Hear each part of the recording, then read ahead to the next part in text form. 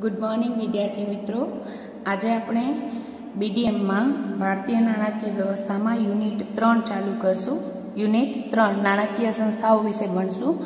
एमां विविध नाણાकीय संस्थाओं जेवी के बेंकिंग, पहलू चेप्टर तमने बेंकिंग भणवानुं छे, बीजू छे नॉन बेंकिंग नाणां कंपनीओ अने वीमो एटले के जेने आपणे एनबीएफसी कहेता होय छे, नॉन बेंकिंग फाइनांशियल कंपनीज अने इन्श्योरन्स नो अभ्यास करशो अने त्रीजा चेप्टर में तमे म्यूच्युअल फंड अंगे भणशो। आ यूनिट अने आ वखतनो बीडीएम एम कही शकाय के प्रेक्टिकल नॉलेज आपे एवुं छे एटले ए व्यवस्थित भणशो, कारण के तमे लोको प्रेक्टिकल में खास ध्यान आपो छो, पण अकाउंट तमे भणशो तो बी तमने प्रेक्टिकल में जो तमे एकाउंटન્ટ बनो तो तमने कामनुं, अदरवाइज तमने कोईना हिसाबो लखवाना होता नथी। ज्यारे आ सब्जेक्ट एवो छे के एनुं नॉलेज तमने प्रेक्टिकल लाइफ में पण काम आवशे ने घणा बधा विद्यार्थीओ जो आ व्यवस्थित रीते समजशे तो घणा बधा विद्यार्थीओ घणीवार बेंकिंगनो के इन्श्योरन्सनो के उपयोग नहीं करता होय तो एने थोड़ुं नॉलेज आवशे। बीजू शेर बजार विषे पण आपणे भण्या एटले घणीवार तमे फाइनांशियल कन्सल्टન્ટ तरीके काम करी शको। तमारा फाधर ने एटलीस्ट तमारा घरनुं फाइनांशियल प्लानिंग कई रीते करवुं एनो पण ख्याल आवे, एटले आ विषय ए रीते महत्वनो कही शकाय। स्टार्ट करीए छे आजे पहलू चेप्टर वाणिज्य बेंकिंग, कॉमर्शियल बेंकिंग। वेपारी बेंको शुं छे एनो अभ्यास करशुं। बेंकोनुं राष्ट्रीयकरण क्यारे थयुं, कई कई सफलता मळी केटले अंशे अने राष्ट्रीयकृत बेंकोनी कई कई अत्यारे समस्याओ छे, तेमज एनपीए एटले के नॉन परफॉर्मिंग एसेट्स एटले के निष्क्रिय मिलकतो अंगेनो ख्याल पण आपणे आ चेप्टरमां भणीशुं। करीए स्टार्ट पहलो क्वेश्चन, वाणिज्य बेंकोनो अर्थ अने एना कार्यो। मोस्ट ऑफ आनाथी घणा बधा विद्यार्थीओ परिचित छे। In compare to second unit आ यूनिट थोड़ुंक इजी छे, कारण के तमे एनाथी थोड़ा घणा अंशे परिचित हशो। वाणिज्यिक बेंकोनो अर्थ अने कार्यो जोईए तो वाणिज्यिक बेंको एटले शुं? वेपारी बेंको, जेने आपणे कहीए छीए कॉमर्शियल बेंक्स। बेंको घणा बधा प्रकारनी होय, एमांय वाणिज्यिक बेंकोनो फाळो बेंकिंग बधी बेंकोमां सौथी वधु होय छे। सौथी महत्वनुं स्थान वाणिज्यिक बेंकोनुं होय छे, बराबर। भारतीय बेंकिंग धारा मुजब बेंकिंग एटले मूડીરોકાણ અને લોન આપવા માટે જે લોકો પાસેથી થાપણો સ્વીકારે છે અને થાપણો માંગણી કરે ત્યારે પરત કરવાની જે સગવડ આપે છે અથવા ચેક, ડ્રાફ્ટ વગેરે દ્વારા ઉપાડવાની જે સગવડ આપે છે એને આપણે બેંકિંગ કહેતા હોઈએ છીએ। વાણિજ્ય બેંકનો અર્થ જોઈએ તો બેંકોના વિવિધ પ્રકારોમાં વાણિજ્ય બેંક સૌથી અગત્યનું અંગ છે જેની આપણે વાત કરી। वाणिज्य बेंको एटले नफाना हेतुथी थापणो स्वीकारे छे अने जरूरियातवाळानी योग्य जामीनगीरीना आधारे टूंका गाळानी लोन आपे छे। थापण मूकनारने बेंक व्याज आपे छे अने धिराण लेनार पासेथी व्याज वसूल करे छे। बेंकनुं मेन काम ज शुं? आपणे कार्यो पण आमां भणशुं ज। मेन कार्य शुं छे? थापणो स्वीकारवी अने धिराण करवुं, कारण के नफाना हेतुथी अस्तित्वमां आवे छे। एटले थापणो स्वीकारे त्यारे एनो नफानो हेतु तो ए ज छे। बेंक जेनी पासेथी थापणो लेशे एने व्याजनी चूकवणी करशे अने पछी पोतानी तिजोरीमां नहीं मूकी दे, अदरवाइज तो ए व्याज आपवा पण सक्षम नहीं बने। एटले एनुं काम शुं छे? मेन काम थापणो स्वीकारवी अने धिराण करवुं। जेनी पासेथी थापणो स्वीकारी छे एने व्याज आपशे बेंक, सेम वे जेनी धिराण करशे बेंक एनी पासेथी व्याज वसूलशे अने ए बने वच्चेनो जे व्याजनो तफावत छे ए बेंकनो नफो कहेवाशे। एटले के थापणो उपर जो बेंक 6 થી 7% व्याज आपती होय तो 8-9% व्याजना दरे धिराण करशे, एटले जे कमाणी थई एना आधारे बेंको नफो मेळवती होय छे। क्लियर? थापण मूकनारने बेंक व्याज आपे छे अने धिराण लेनार पासेथी व्याज वसूल करे छे। वाणिज्य बेंको काचो माल, तैयार माल तथा जंगम मिलकतो के जामीनगीरीओने तारण तरीके लई अने सद्धरता अने तरलता जळवाय ते रीते धिराण करे छे। सद्धरता जळवाय ए रीते धिराण करे छे बेंक, कारण के घणीवार एवुं बने के नहींतर निष्क्रिय मिलकतो वधी जाय। पूरती तपास वगर कंपनी पासे बेंक पासे तमे लोन लेवा जाओ तो कोईपण जातना कागळ वगर ए तमने लोन आपशे नहीं, कारण के गमे ते व्यक्तिने लोन आपी दे पछी ए व्यक्ति नादार जाय थाय तो बेंकना એટલા નાણાં ડૂબી જાય। એટલે સદ્ધરતા અને તરલતા જળવાય એ રીતે બેંકો ધિરાણ કરતી હોય છે। તરલતા કઈ રીતે?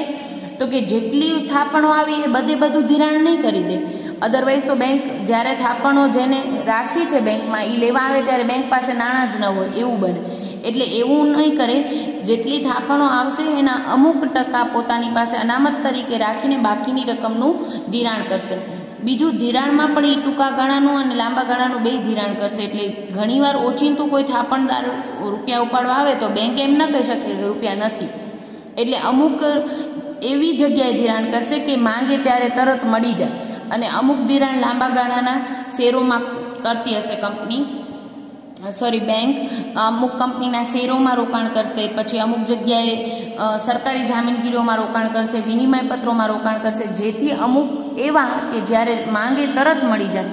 હવે માંગે ત્યારે તરત મળી જાય એવા બધા રૂપિયા એવી જગ્યાએ ધિરાણ નહીં કરે, કારણ કે નહીંતર શું થશે, આપણે ખબર છે ટૂંકા ગાળામાં રોકાણ કરવાથી વ્યાજ ઓછું મળે, જ્યારે લાંબા ગાળામાં રોકાણ કરવાથી વ્યાજ વધુ મળે. એટલે બેંક પણ શું કરશે, ફિક્સ ડિપોઝિટ થાપણ તરીકે જે આવ્યા હશે એને તો ખબર જ હશે ને મુદત કે 3-4 વર્ષ પહેલાં નહીં જ ઉપાડે, તો એવા જે કાયમી નાણાં આવ્યા હશે એ લાંબા ગાળામાં રોકાણ કરશે બેંક, અને જે કરંટ એકાઉન્ટમાં કે જે રૂપિયા હોય કે ગમે ત્યારે થાપણદાર ઉપાડવા આવી શકે એવા નાણાં છે એ ક્યાં રાખશે બેંક, ટૂંકા ગાળામાં, જેથી જ્યારે જરૂર જણાય ત્યારે એ મેળવી લે. બરાબર, પણ પોતાની તિજોરીમાં નહીં રાખે, અમુક જ અનામત રાખીને બાકીનું બધું ધિરાણ કરશે, જેથી નફો કમાઈ શકે.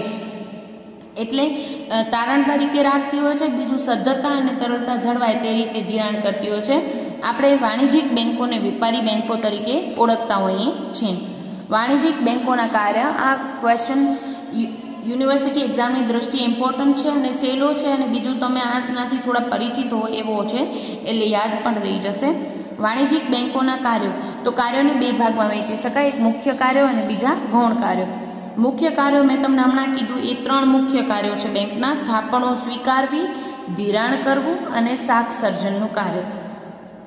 યાદ રાખશો, બેંકના મુખ્ય 3 કાર્યો: થાપણો સ્વીકારવી, ધિરાણ કરવું અને શાખ સર્જનનું કાર્ય કરવું. અને ગૌણ કાર્યો બીજા છે 5-6 કાર્યો, એ આપણે ડિટેલમાં હવે જોઈએ. પહેલે જોઈએ મુખ્ય કાર્ય કયા છે, તો કે થાપણો સ્વીકારવી, ધિરાણ કરવું અને શાખ સર્જનનું કાર્ય. પણ થાપણો કઈ રીતે બેંક સ્વીકારી શકે, તો કે 3 રીતે સ્વીકારી શકે. આપણે રૂપિયા મૂકવા જઈએ બેંકમાં તો કઈ રીતે મૂકી શકીએ, કાં તો આપણે ચાલુ ખાતું ખોલાવશું, કાં તો આપણે બચત ખાતું, અને કાં આપણે ફિક્સ ડિપોઝિટમાં રૂપિયા રાખશું. ક્લિયર? તો બેંક 3 રીતે થાપણો સ્વીકારે છે. એક તો ચાલુ થાપણો એટલે કે કરંટ એકાઉન્ટ ખોલાવી શકો, પછી બીજું છે બચત થાપણો એટલે કે સેવિંગ ડિપોઝિટ દ્વારા, અને ત્રીજું છે બાંધી મુદતની થાપણો એટલે કે ફિક્સ ડિપોઝિટ દ્વારા. આ 3થી તમે પરિચિત છો, છતાં પણ એના કી પોઈન્ટ્સ લઈએ તો ચાલુ થાપણો એટલે શું, કે કેવા લોકો આપણે ચાલુ ખાતામાં રૂપિયા રખાવતા હોય કે જેને વારંવાર નાણાંની લેવડ દેવડની જરૂર પડતી હોય, એવા વેપારી કે ઉદ્યોગપતિ હોય એ ચાલુ ખાતું ખોલાવશે. જેને અનિશ્ચિતતાનું તત્વ વધુ હોય અને લાંબા ગાળા માટે આ થાપણો બેંક ધિરાણ કરી શકતી નથી, એટલે ગમે ત્યારે વેપારી દિવસમાં 2 વાર પણ ઉપાડ કરી શકે ઘણીવાર. તો આવા સંજોગોમાં બેંકને એ ચાલુ થાપણોમાંથી જેટલા રૂપિયા આવ્યા છે એ બેંક નિશ્ચિત જગ્યાએ ધિરાણ કરી શકતી નથી, એટલે એમાં અનિશ્ચિતતાનું તત્વ વધુ હોય છે, એટલે બેંક ઓછા સમય માટે ધિરાણ કરી શકે છે, એટલે એનો વ્યાજનો દર ઓછો જોવા મળે છે. ક્લિયર? સૌથી ઓછો વ્યાજનો દર કેમાં હોય? ચાલુ થાપણોમાં હોય. પણ અમુક લઘુત્તમ રકમ ખાતામાં રાખવાની બેંક ફરજ પાડી શકે છે. જનરલી 1000 રૂપિયા મિનિમમ બેલેન્સ તરીકેનું રૂલ્સ હોય છે, તો 1000નું બેલેન્સ રાખીને ખાતું ખોલાવી શકાય છે, અને બેંક લેવડ દેવડ માટે ચેકની સગવડ પણ પૂરી પાડતી હોય છે. બીજું જોઈએ આપણે બચત ખાતું. બચત ખાતામાં થાપણો કેવી આવે છે, તો કે સામાન્ય રીતે નાની બચત ધરાવતો વર્ગ, કેવા લોકો બચત ખાતું ખોલાવે, સેવિંગ એકાઉન્ટ, તો કે મધ્યમ વર્ગના લોકો, અને ખાસ કરીને નોકરિયાત વર્ગ કે નાના વેપારી કે ખેડૂત વર્ગ હોય એ બચત ખાતું ખોલાવે. આપણે જનરલી બધા કયું ખાતું ખોલાવતા હોય છે? બચત ખાતું. અને કાં પછી અમુક વિદ્યાર્થીનીઓ હશે જેની પોતાની ફિક્સ ડિપોઝિટ એના મધર ફાધરે રખાવી હશે. અધરવાઇઝ નોકરિયાત વર્ગ જનરલી સેવિંગ એકાઉન્ટ ખોલાવતું હોય છે. એમાં શું હોય તો કે ચાલુ થાપણો કરતાં વધુ પ્રમાણમાં વ્યાજનો દર હોય અને ફિક્સ ડિપોઝિટ કરતાં વ્યાજનો દર ઓછો હોય. વ્યાજના દરમાં આટલું યાદ રાખશો, ચાલુ થાપણોમાં સૌથી ઓછો, સેવિંગ એકાઉન્ટમાં એનાથી થોડો વધુ, અને ફિક્સ ડિપોઝિટમાં એનાથી વધુ વ્યાજનો દર જોવા મળે છે, કારણ કે એ મુદતના આધારે નક્કી થતું હોય છે વ્યાજનો દર. જેમ વધુ સમય માટે તમે બેંકમાં નાણાં રાખશો તો વધુ વ્યાજ મળશે. ક્લિયર? તો ચાલુ થાપણોમાં તો ગમે ત્યારે વ્યવહાર થઈ શકે. બાંધી મુદતની થાપણોમાં ફિક્સ ડિપોઝિટમાં ભાગ્યે જ વ્યવહાર થઈ શકે. મુદત પહેલાં જનરલી નાણાં ઉપાડી શકાય નહીં. અને સેવિંગ એકાઉન્ટમાં શું છે, અઠવાડિયામાં 2-3 વાર નાણાંની લેવડ દેવડની છૂટ મળતી હોય છે, તો એમાં વ્યાજનો દર આ બંને કરતાં વચ્ચેનો કહી શકાય, કે બાંધી મુદતની થાપણ કરતાં ઓછો પરંતુ કરંટ અકાઉન્ટ કરતાં એમાં વ્યાજનો દર વધુ જોવા મળે છે. ક્લિયર? અને આમાં પણ મિનિમમ બેલેન્સ જનરલી 1000ની હોય છે. અમુક બેન્કો વાઇઝ અથવા તો સમયાંતરે આ બદલાતી રહેતી હોય છે, પણ જનરલી 1000ની આસપાસની હોય છે. અહીંયા તમને બુકમાં આપેલું છે ઓછામાં ઓછી 500ની અનામતથી ખાતું ખોલાવી શકાય છે, અને જો ચેકની સગવડ જોઈતી હોય તો 1000 રૂપિયા મિનિમમ બેલેન્સ રાખવું અનિવાર્ય છે. પણ અમુક વાર આ મિનિમમ બેલેન્સનો ક્રાઇટેરિયા બેંક વાઇઝ અથવા તો સમયાંતરે ક્યારેક ચેન્જ થતો હોય છે, બાકી નોર્મલી આ હોય છે. ક્લિયર? અને ત્રીજું છે ફિક્સ ડિપોઝિટ, એટલે કે બાંધી મુદતની થાપણો. હવે ફિક્સ ડિપોઝિટમાં આપણે ખબર છે કે અમુક સમય નક્કી કર્યો એ સમય પહેલાં બચત આપણે ઉપાડી શકતા નથી નાણાં.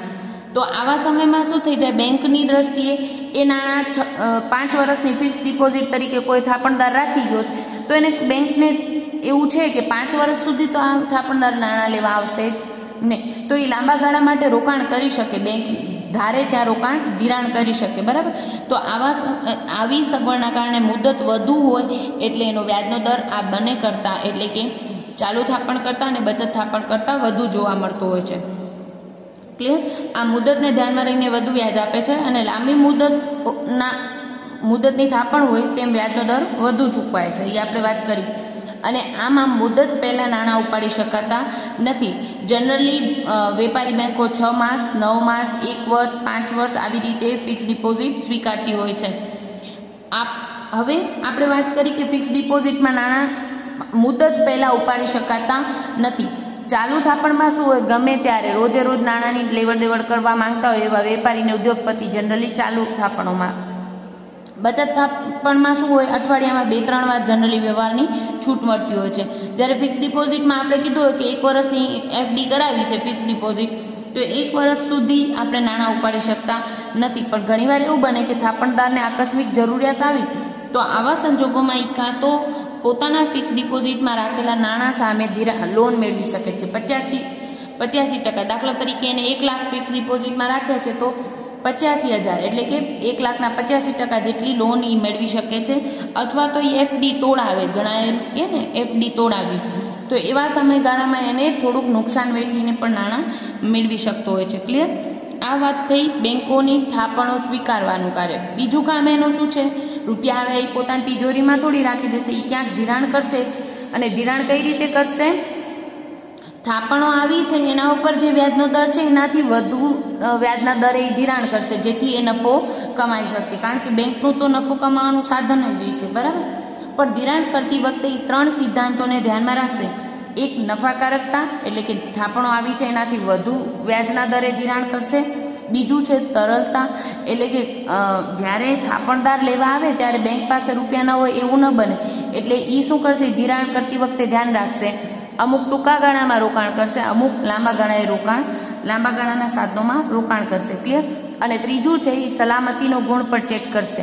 કારણ કે નહીતર સદ્ધર વ્યક્તિ ન હોય, એવા નાદાર હોય એવા વ્યક્તિઓને જો બેંકો લોન પ્રોવાઈડ કરી દે, તો લોન પ્રોવાઈડ કરતી વખતે ધ્યાન ન રાખે, સદ્ધરતાની ચેકિંગ ન કરે, તો એ વ્યક્તિના આધાર જાહેર થાય ને આ પાછા રૂપિયા બેંકને મળે ને, તો બેંકની પોતાની ખેતી તો છે નહીં, એ શું કરે છે, થાપણો આવી છે એમાંથી જ ધિરાણ કર્યું છે. હવે ધિરાણ કર્યું છે ત્યાંથી રૂપિયા નહીં આવે તો બેંકો પણ થાપણદારોને સમયસર નાણાં ચૂકવી શકે નહીં. ને હાલમાં આપણે અમુક બેંકો નાદાર થઈ છે એવું પણ જોયું હતું લાસ્ટ સમયમાં. બરાબર? તો ઘણીવાર બેંકોએ આ સિદ્ધાંતને ધ્યાનમાં ન રાખ્યો તો પણ એનપીએ વધી જતી હોય, નોન પરફોર્મિંગ એસેટ્સ. એટલે બેંકો ધિરાણ કરતી વખતે 3 વસ્તુ ધ્યાનમાં રાખશે, નફાકારકતા, તરલતા અને સલામતી. 3ને ધ્યાનમાં રાખીને બેંક ધિરાણ કરશે. અને ધિરાણ કઈ રીતે કરી શકે, તો પેલું છે કોલ મનીમાં રોકાણ કરે. કોલ મની એટલે બેંકો વચ્ચે થતો વ્યવહાર છે. જનરલી 1-2 દિવસ માટે, ટૂંકા ગાળા માટે રોકાણ થતું હોય છે. બેંકને ક્યારેક કેટલી રકમની જરૂર પડે એ નક્કી નથી હોતું, તેથી તાત્કાલિક પાછી મેળવી શકાય એવી રીતે નાણાં ધિરાણ કરવું હોય તો એ શું કરે, કોલ મનીમાં રોકાણ કરે. કોલ મની એટલે શું, એક બેંકે બીજી બેંકને ઉછીના રૂપિયા આપ્યા હોય, 1-2 દિવસ પૂરતા હોય, 24 કલાકમાં જનરલી નાણાં છૂટા થઈ જતા હોય, એવી રીતે બીજી બેંકોમાં રાખેલી ડિપોઝિટો, એટલે કે એવી રીતે ધિરાણ કરી શકે. બીજું છે વિનિમય પત્રો વટાવવામાં. હવે સરકારી વિનિમય પત્રો હોય અથવા તો ટ્રેઝરી બિલ, જેને આપણે ટી બિલ કહેતા હોઈએ છીએ, એવામાં પણ કંપની રોકાણ કરતી હોય, બેંકો રોકાણ કરતી હોય છે. હવે બેંકો ટી બિલમાં ટી બિલ કે ટ્રેઝરી બિલ શું છે, તો કે આરબીઆઈ સરકાર વતીથી બહાર પાડે છે ટ્રેઝરી બિલ. તિજોરી બિલો બહાર પાડતી હોય છે.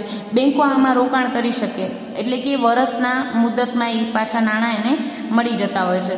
અને ઘણીવાર રોકાણ કર્યું હોય બેંકે, વિનિમય પત્રોમાં રોકાણ કર્યું હોય બેંકે, અને 1 વર્ષનું રોકાણ છે, સપોઝ એની પાકતી મુદત 1 વર્ષની છે, અને જો વચ્ચે જરૂર પડે તો પ્રથમ કક્ષાના વિનિમય પત્રો હોય એ બેંક મધ્યસ્થ બેંક પાસેથી વટાવીને પણ નાણાં મેળવી શકે છે.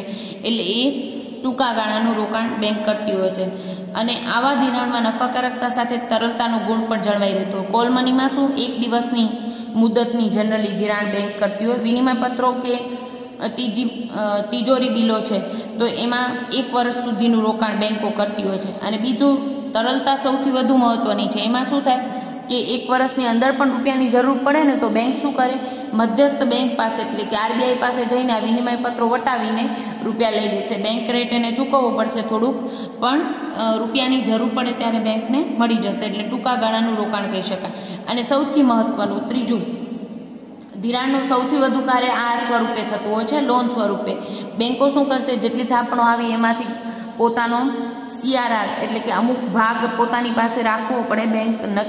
મધ્યસ્થ બેંકે નક્કી કર્યું હોય એટલા ટકા થાપણો આવી એના અમુક ટકા એને પોતે બેંકે રાખી દેવું પડે અનામત તરીકે. બાકીનો ભાગ એ શું કરી શકે, ધિરાણ કરી શકે.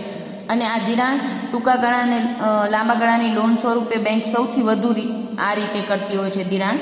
હવે ટૂંકા ગાળાની કે લાંબા ગાળાની લોન કોઈને આપતી વખતે બેંકે સદ્ધરતાનું ચેકિંગ ખાસ કરી લેવું જોઈએ. અને બીજું કે તારણ તરીકે કાંઈ મળતું હોય તો તારણ તરીકે લઈ લેવું જોઈએ, જેથી કોઈ પ્રોબ્લેમ ન રહે, NPA નો પ્રોબ્લેમ ન રહે.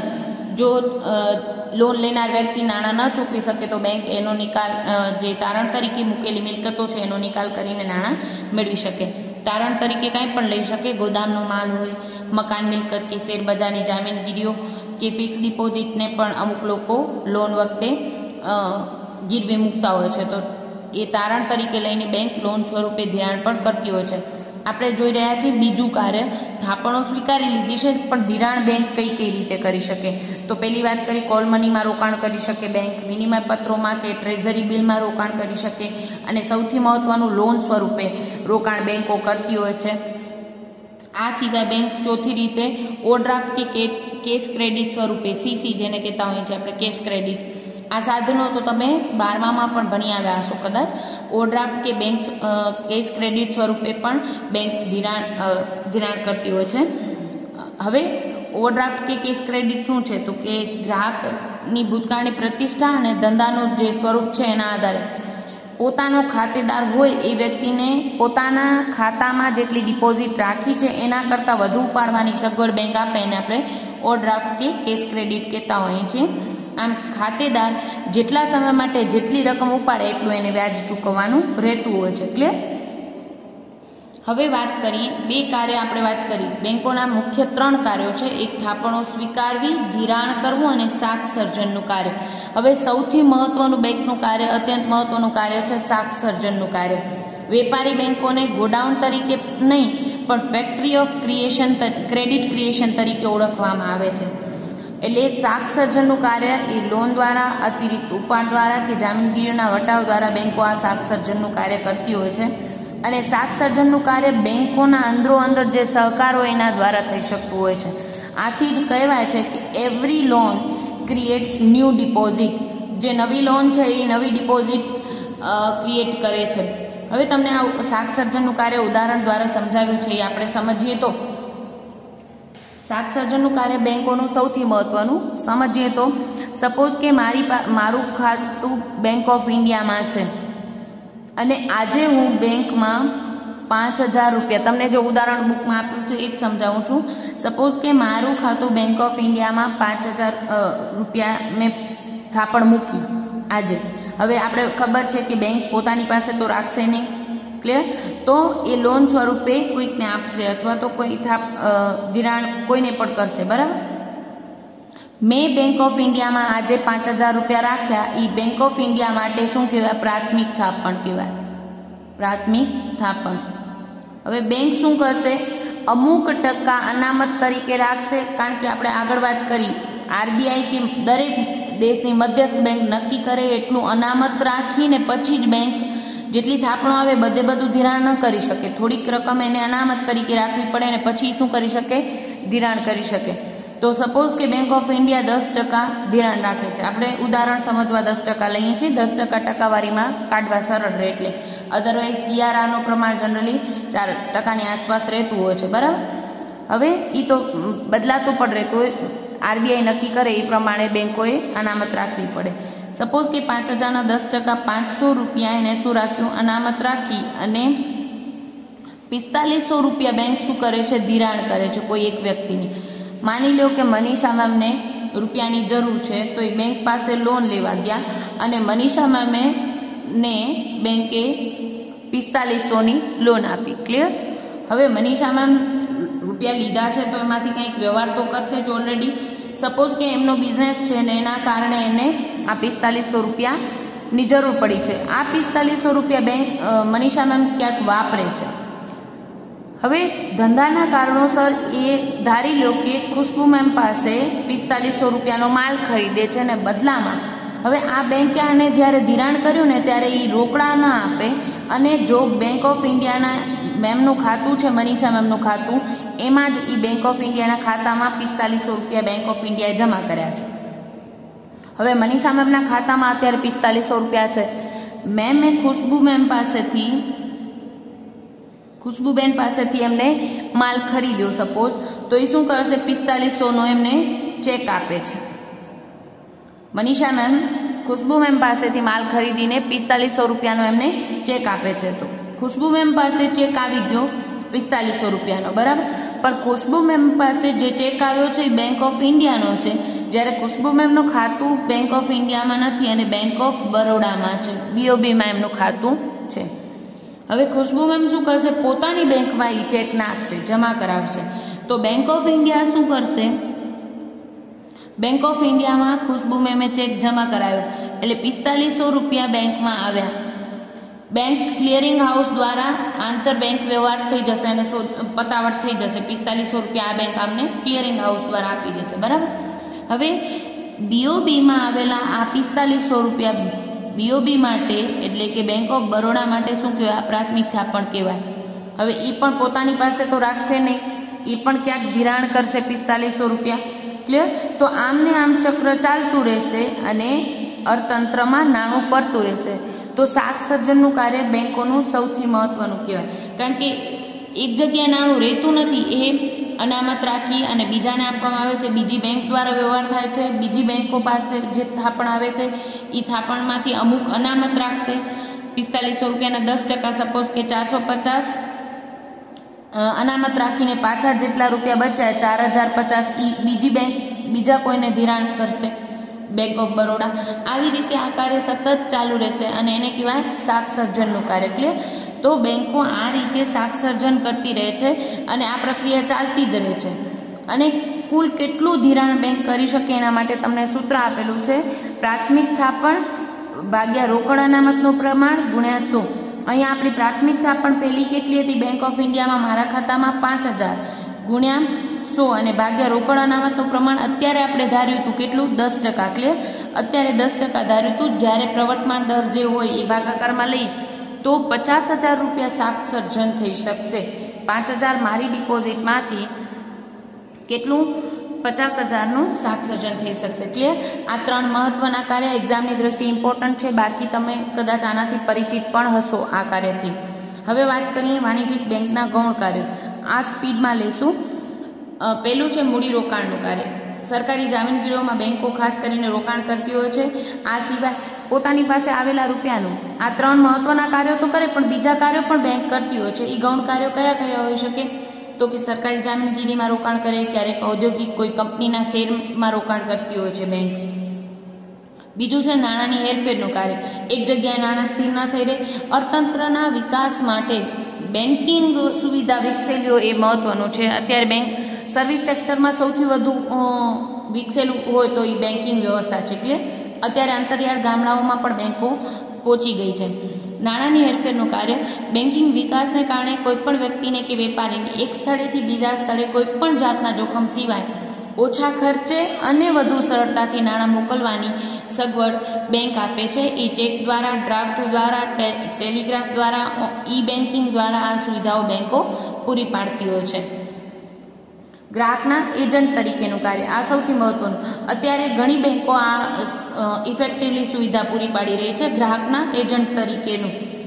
હવે ગ્રાહક વતી ઘણા બધા કામ બેંક કરી દેતી હોય। સપોઝ કે મેં પોલિસી લીધી છે, ઇન્સ્યોરન્સ પોલિસી, એનું પ્રીમિયમ મને દર 3 મહિને ભરવાનું આવે છે, તો મારે એ ડેટ યાદ રાખવી ન પડે એટલે મેં શું કર્યું છે, લિંક કરાવી દીધું છે। દેટ મીન્સ 3 મહિના થાય એટલે પોતે મારા ખાતામાંથી કપાઈ જાય અને પ્રીમિયમ ભરાઈ જાય। તો બેંકો ગ્રાહક વતી, આપણા વતી એવા કામ પણ કરતી હોય છે। સપોઝ કે કયા શેરમાં રોકાણ કરવું એની સલાહ પણ ઘણીવાર બેંકો આપતી હોય છે। ગ્રાહક વતી વીમા પ્રીમિયમ ભરી આપે છે। પછી કંપનીનું ખાતું હોય બેંકમાં તો કંપની ડિવિડન્ડ જાહેર કરે, પછી દરેક ખાતેદાર જે રોકાણકાર છે એમને ડિવિડન્ડ ચૂકવી આપવાનું કામ કરતી હોય છે। કંપની વતી પગાર ચૂકવવાનો દર મહિનો થાય અને પગાર ચૂકવી આપવાનું કામ પણ બેંકો કરી દેતી હોય છે કંપનીઓને। તો આ વાત કરી ગ્રાહકના એજન્ટ તરીકે, એટલે ગ્રાહકો વતી પણ અમુક કામ બેંકો કરતી હોય છે। ચોથું કાર્ય છે વિદેશ વેપાર માટે નાણાંનું ખરીદ વેચાણ કે હુંડિયામણનું ખરીદ વેચાણ કરવું। હવે વેપારી બેંકો છે ને આ કામ પણ હમણાં કરતી હોય છે। દાખલા તરીકે જ્યાં વિનિમય બેંકો ન હોય ને, ઘણા દેશોમાં વિનિમય બેંકો હોય જ છે, પણ વિનિમય બેંકો ન હોય ને ત્યાં વેપારી બેંકોને આ કામ કરવું પડતું હોય છે, હુંડિયામણનું ખરીદ વેચાણનું કાર્ય। પાંચમું છે સેફ ડિપોઝિટ વોલ્ટ તરીકે। સેફ ડિપોઝિટ વોલ્ટ એટલે તમે જેને લોકર કહો છો, એટલે સેફ ડિપોઝિટ વોલ્ટના ખાના પણ ભાડે બેંકો આપતી હોય છે, જેમાં ગ્રાહક શું કરી શકે, પોતાના શેર કે દાગીના કે અગત્યના દસ્તાવેજો રાખી શકે અને એનું ભાડું બેંક લેતી હોય છે, લોકરનું ભાડું લેતી હોય છે।